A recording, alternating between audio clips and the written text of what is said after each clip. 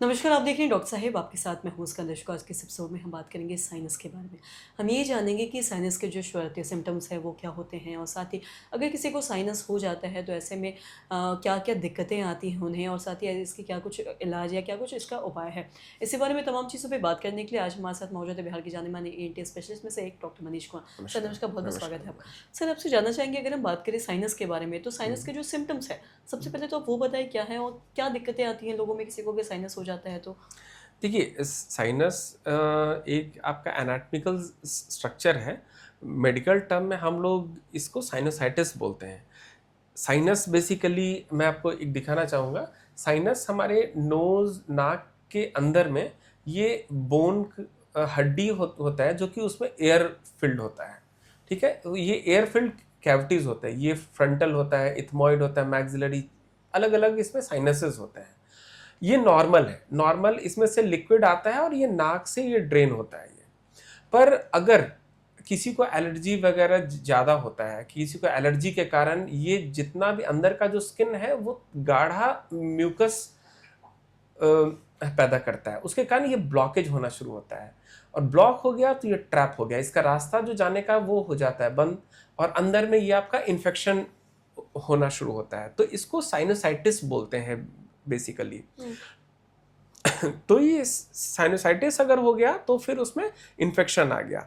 Infection आ गया तो फिर उसमें यूजुअली पेन होना, हेडेक होना, नाक ब्लॉक होना, नाक से बार-बार पानी आना, ये सभी सिम्पटम कॉमन होता है। हुँ। सर में दर्द एनी टाइम, रात में नींद नहीं आएगा तो दिन भर वो ड्राउज़ी-ड्राउज़ी फ़ील होगा, तो ये कॉमन सिम्पटम होते हैं। जी, और साथ ही साथ साइनस अगर किसी को हो जाता है, तो क्या साइनस के जो पेशेंट होते हैं, उन्हें भी क्या इन्हेलर ही लेना होता है?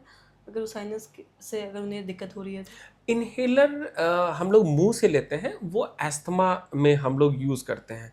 अस्थमा का कारण भी सीवियर फॉर्म ऑफ एलर्जी होता है। किसी को सीवियर एलर्जी एकदम होता है, उसमें अस्थमा यूजुअली होता है और 60% पेशेंट्स में जिन लोगों को अस्थमा होता है, उन लोगों को नेज़ल पॉलिप और साइनसाइटिस होते हैं। अच्छा, जी। और साथ ही अगर किसी को साइनस हो रहा है, अगर कोई छोटा बच्चा हुँ। है, अगर उसे साइनस की दिक्कत हो रही है, साँस लेने में दिक्कत है या कहीं अगर वो जा रहे हैं, दिक्कत हो रही है, तो ऐसे में उन्हें क्या प्रिकॉशन लेना चाहिए कहीं बाहर जाने से पहले? बच्चों के बारे में अगर हम बात करें तो?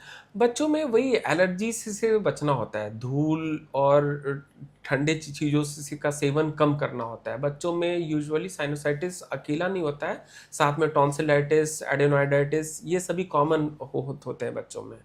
तो यूजुअली धूल और ठंडे और अपना इम्यूनिटी इम्प्रूव करना होता है। तो धीरे-धीरे वो इम्प्रूव करते हैं और अगर दवा का ज़रूरत पड़ता है तो हम लोग उसको रिकमेंड करते हैं जी। दवा। और साथ ही सर साइनस से क्या किसी प्रकार की और भी कोई दिक्कत आ सकती है कि अगर साइनस के सिम्पटम्स को लोग इग्नोर करते हैं या फिर अगर डॉक्टर के द्वारा कोई अगर प्रिस्क्राइब्ड अगर मेडिसिन है वो नहीं लेते हैं और कहीं जा रहे हैं तो ऐसे में क्या उन्हें कोई और भी इससे दिक्कत हो सकती है सीवियर प्रॉब्लम? बिल्कुल, क्योंकि साइनस होते हैं हम लोगों का बहुत ही क्रिटिकल एरिया होता है। इसके जस्ट ऊपर ये एरिया में ब्रेन होता है।